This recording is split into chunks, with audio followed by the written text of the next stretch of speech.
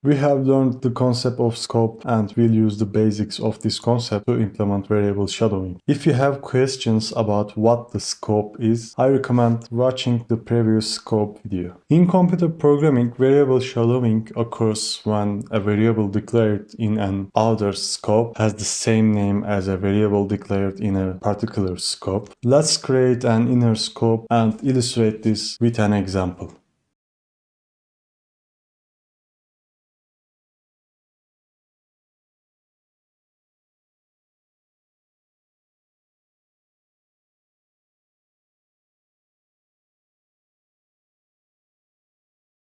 As you can see in our example, we redefined a variable with the same name in the inner scope, and when we print it, it starts using its value in the inner scope. We even changed the type in this example. We created it as type str. Our previous type was integer.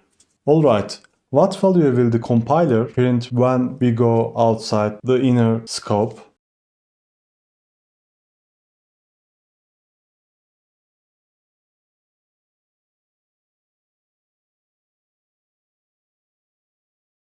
Since the inner variable str is unreachable when the scoop ends, we have printed the integer value again. In this scoop, let's do one more shadowing.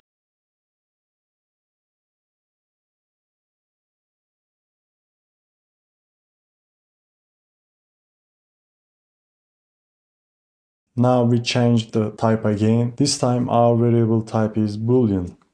In this lesson, we touched on the subject of shadowing. See you in the next video.